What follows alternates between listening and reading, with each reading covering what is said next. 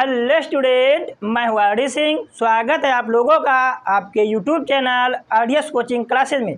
आज के इस वीडियो में हम एक्सरसाइज 4.4 का इंट्रोडक्शन पार्ट और सभी एग्जाम्पल को सॉल्व करेंगे। तो आइए देखते हैं।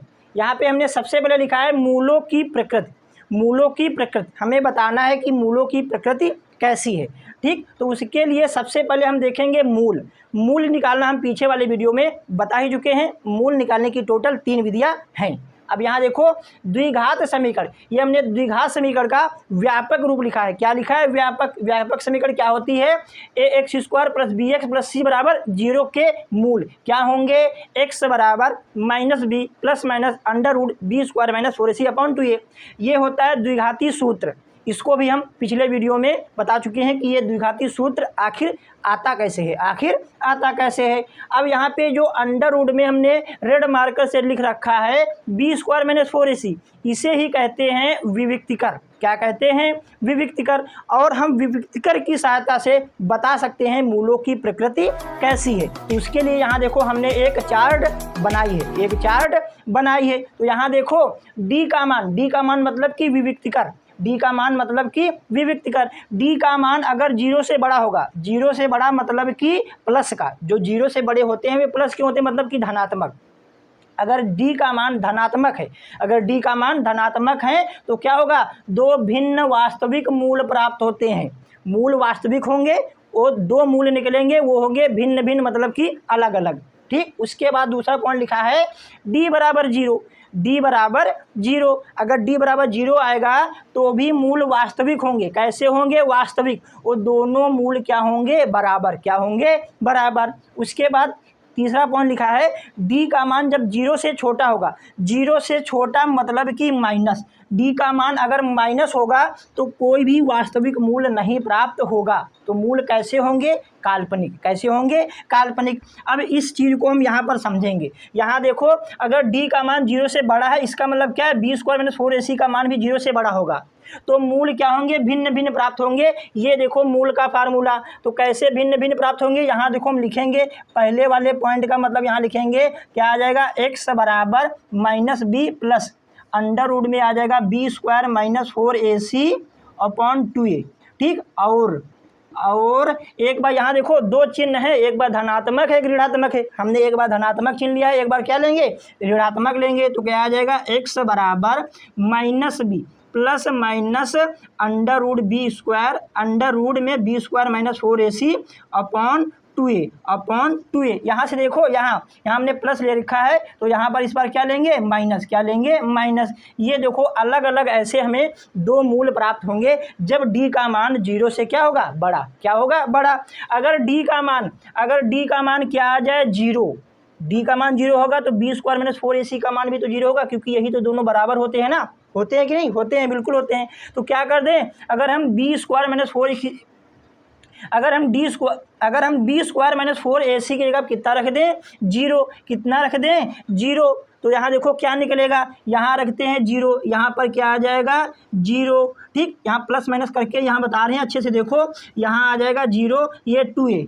ठीक, अब अच्छे से देखो, यहाँ देखो अच्छे से, ये minus B plus minus under root में 0 मतलब कि ये 0 ही आ जाएगा अपॉन 2a। अब एक बार यहाँ प्लस लेंगे और एक बार माइनस। तो यहाँ देखो क्या आ रहा है? Minus B plus 0 upon 2a। और दूसरा वाला क्या आ जाएगा? x बराबर minus B minus 0 upon 2a। तो यहाँ से जो x के मान निकलेंगे क्या? b अपॉन 2a और x बराबर क्या आएगा? Minus b upon 2a। तो अच्छे से देखो यहाँ पर 2 समान मूल प्राप्त हो रहे हैं। कब प्राप्त हो रहे हैं? जब हमने d बराबर 0 रखा है। क्या रखा है? 0। क्या रखा है? 0। ठीक है, अब यहाँ देखो अगला वाला पॉइंट क्या लिखा है? यदि d का मान 0 से छोटा है, 0 से क्या छोटा मतलब कि माइनस है, तो कोई भी वास्तविक मूल प्राप्त नहीं होंगे।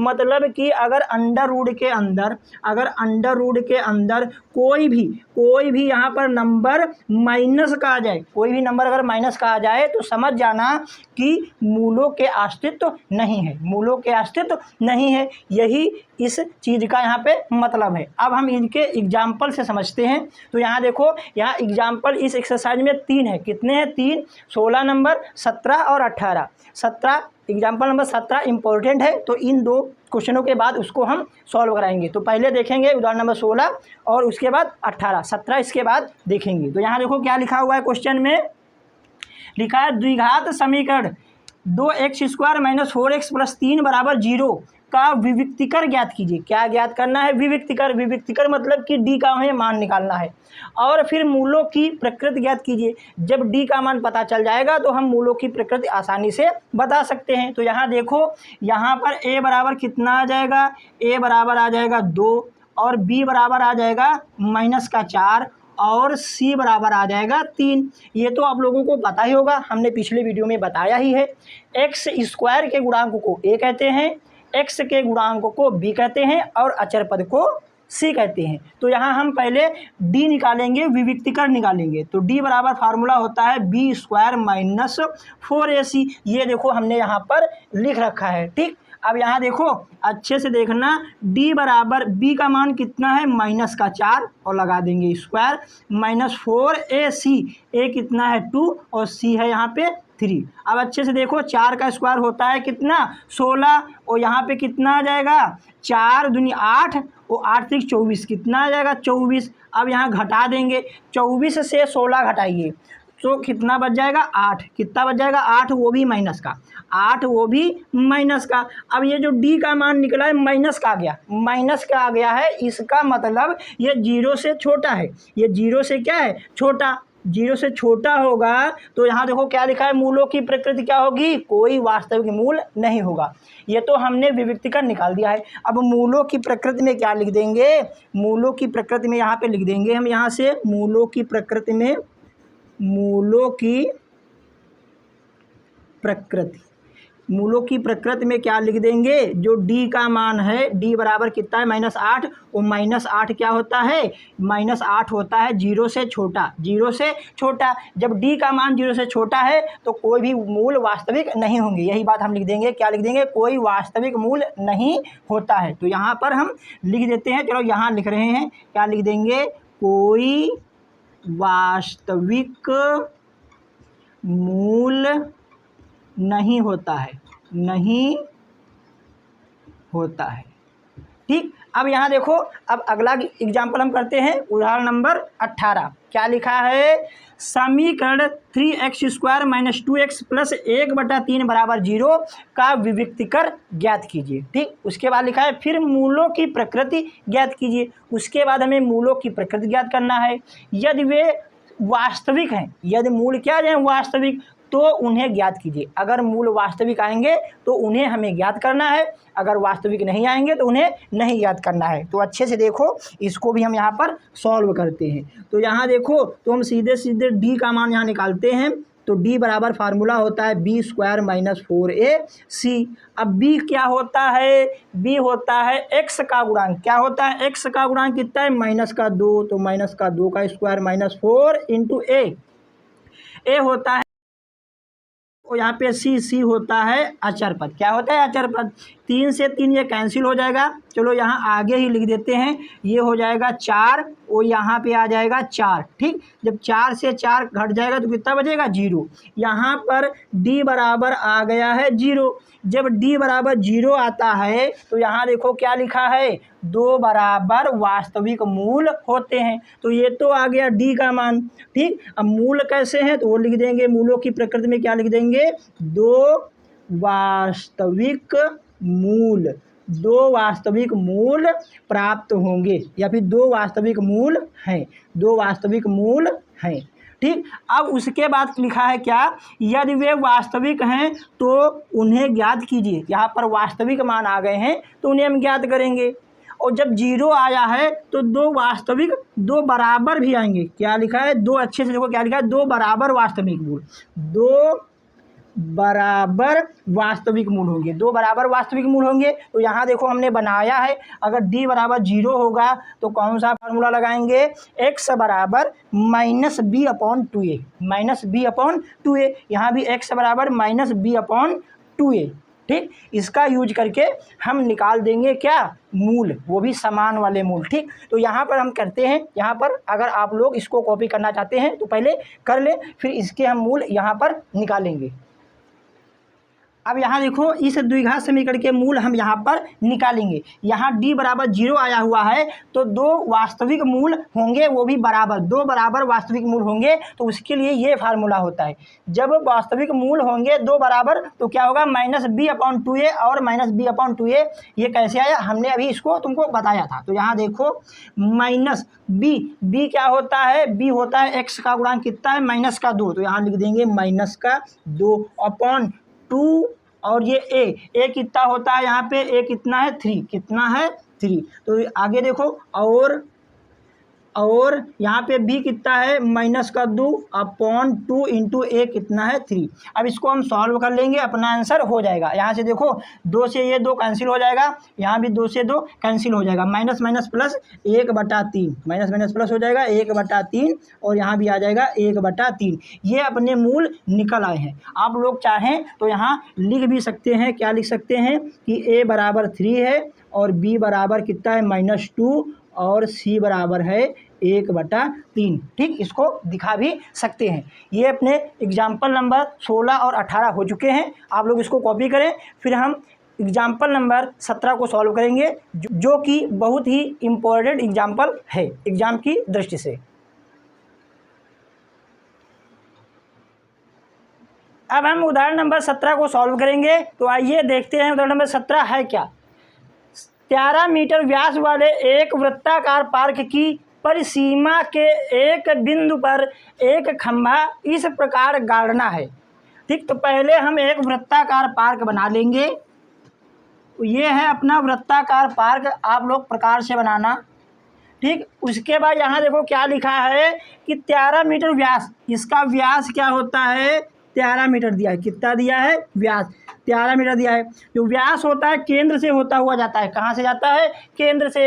ये कितना मीटर दिया हुआ है, 13 मीटर। ठीक, उसके बाद यहाँ देखो क्या लिखा है, पार्क की परिसीमा के एक बिंदु पर एक खंभा इस प्रकार गाड़ना है कि इस पार्क के व्यास के दोनों अंत बिंदुओं पर बने फाटकों ए और बी। ये जो व्यास है इसके अंत बिंदुओं पर 2 फाटक हैं, एक का नाम है ए और दूसरा है बी, से खंभे की दूरियों का अंतर 7 मीटर है। जो खंभे की दूरियों का अंतर कितना है, 7 मीटर। तो हम खंभा गाड़ देंगे कहाँ पे, मान लो यहाँ पर हमने एक खंभा गाड़ दिया, यहाँ पर एक खंभा हमने गाड़ दिया। कैसे गाड़ना है, ऐसे गाड़ा जाएगा।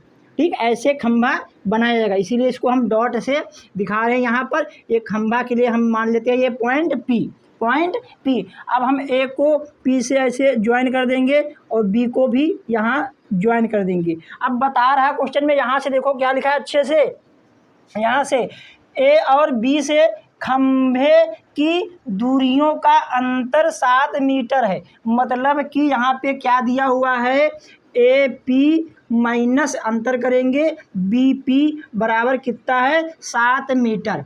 मतलब कि बिंदु A की खंभे की दूरी और बिंदु B की खंभे की दूरी का अंतर 7 मीटर, यही क्वेश्चन में अपना लिखा हुआ है। उसके बाद लिखा है क्या ऐसा संभव है, हमें बताना है कि क्या ऐसा संभव है। यदि है तो दोनों फाटकों से कितनी दूरी पर खंभा गाड़ना है। तो हमें अगर संभव है तो हमें बताना है कि AP की दूरी और BP की दूरी क्या है।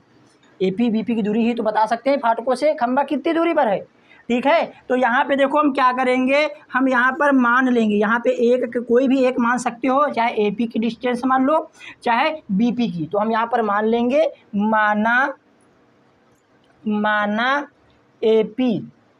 AP बराबर x मीटर, माना AP बराबर x मीटर। और दिया क्या हुआ है, हमें क्या दिया हुआ है क्वेश्चन में, ये दिया हुआ है व्यास बराबर कितना है, 13 मीटर। अब AP है कितना, x मीटर।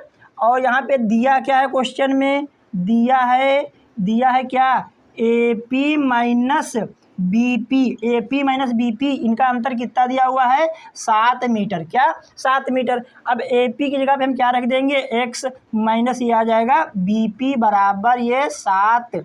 ठीक, अब क्या करेंगे, बी पी को हम उस पार भेज देंगे या फिर बी पी इसी पार रख लेते हैं, एक्स को उस पार भेज देंगे, एक्स को उस पार भेज देंगे। अब यहाँ देखो है, यहाँ ये बी पी है माइनस का, तो माइनस हम उस पार भेज देंगे, अच्छे से देखो तो कितना आ जाएगा, बी पी बराबर कितना आ जाएगा, ये जब माइनस उस पार जाएगा तो जो चीज़ प्लस की है वो हो जाएगी माइनस, जो माइनस है वो क्या हो जाएगा प्लस। अभी एक्स था माइनस तो ये हो गया प्लस, ये था प्लस तो हो गया है माइनस, लिख देंगे मीटर। अब अच्छे से देखो, तुम लोगों को पता ही होना चाहिए, ये आप लोग ट्रायंगल देख लो, आप लोगों को पता ही होना चाहिए कि अर्धवृत्तखंड में बना कोण समकोण होता है। तो ये वाला कोण क्या होगा, 90 डिग्री, क्या होगा 90 डिग्री। तो यही बात मगर लिख देना। तो यहाँ देखो सॉल्व करेंगे हम, क्या लिखेंगे, त्रिभुज ए पी बी में, त्रिभुज ए पी बी में, ठीक, क्या लिखेंगे, कोण ए पी बी बराबर 90 डिग्री।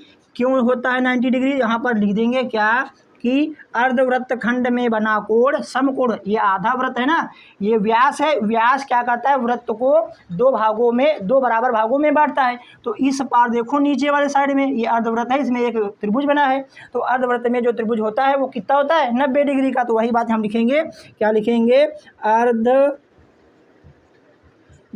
में बना कोण समकोण होता है, समकोण होता है, ठीक। तो इसीलिए ये कोण हो गया अपना 90 डिग्री। जब ये 90 डिग्री हो गया तो ये हो गया है समकोण त्रिभुज, क्या हो गया, समकोण त्रिभुज। अब समकोण त्रिभुज में क्या होता है कि जो 90 डिग्री के सामने वाली भुजा होती है वो होती है कर्ण, क्या होती है, कर्ण। जो व्यास था वो क्या बन जाएगा, कर्ण बन जाएगा। अब ये है लंब और ये है आधार, ये है लंब, ये है आधार। अच्छे से देखो, यहाँ पर हम ये थीटा मान है तो ये लंब है, अगर ये थीटा मानोगे तो ये लंब होगा। तो थीटा का चक्कर हम एक्स त्रिकोणमिति में पढ़ेंगे, किसमें पढ़ेंगे, त्रिकोणमिति। तो आप लोग यहाँ याद रखो, ये जो सीधी सीधी लाइन होगी वही लंब होगा, क्या होगा, लंब। तो ये अपना है लंब और ये बच गया फिर आधार, क्या बच गया, अपना आधार। अब यहाँ पर हम पाइथागोरस प्रमेय लगाएंगे, तो यहाँ लिख देंगे हम त्रिभुज ए पी बी में पाइथागोरस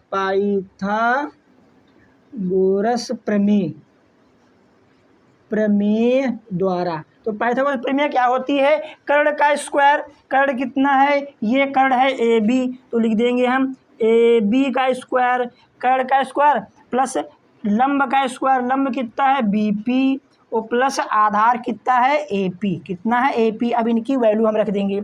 अच्छे से देखो, ये जो व्यास था, व्यास ही तो कर्ण है, तो व्यास ही कर्ण है, तो इसकी ये क्या है, कौन से बिंदु से कितना है, ए से बी, तो यही लिख देंगे हम व्यास के लिए ए बी। तो ए बी की वैल्यू कितनी है यहाँ पे 13, तो ए बी की जगह कितना लिख देंगे हम 13, कितना लिख देंगे 13 लगा देंगे स्क्वायर।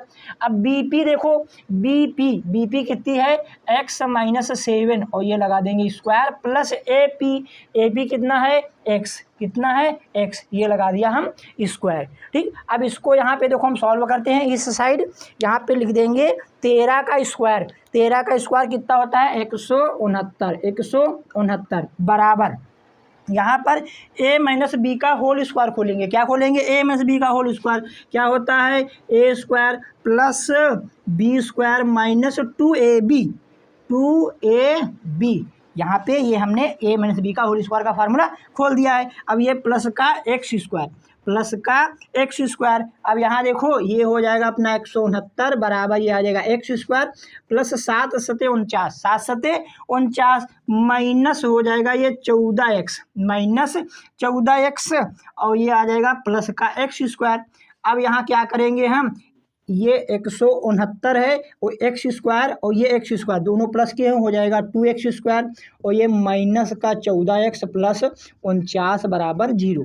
अब ये जो 169 है इस पार प्लस का, इसको हम बराबर के उस पार भेजेंगे तो हो जाएगा माइनस का। तो यहाँ देखो 2x square minus 14x plus 49 और ये माइनस का आ जाएगा इस पर 169 बराबर 0। अब यहाँ देखो 2x² माइनस 14x। अब यहाँ पर हम घटा देंगे, इसको घटाओ, 169 से 49 घटाओ, यहाँ पे आ जाएगा 0, यहाँ पे 2, यहाँ पर 1, मतलब कि 120। अब दोनों में, अब यहाँ अच्छे से देखो, इस द्विघात समीकरण को 2 कॉमन मिल रहा है, 2 कॉमन मिल रहा है, तो कॉमन हम यहाँ पर ले लेंगे, ठीक। माइनस ये आ जाएगा यहाँ पे 60 बराबर 0। अब ये 2 जो है गुणे में, उस पर आ जाएगा बटे में, तो 0/2 हो जाएगा 0। तो अपनी समीकरण क्या बन जाएगी, यहाँ पर लिखते हैं x² माइनस 7x माइनस 60 बराबर 0/2, मतलब कि 2।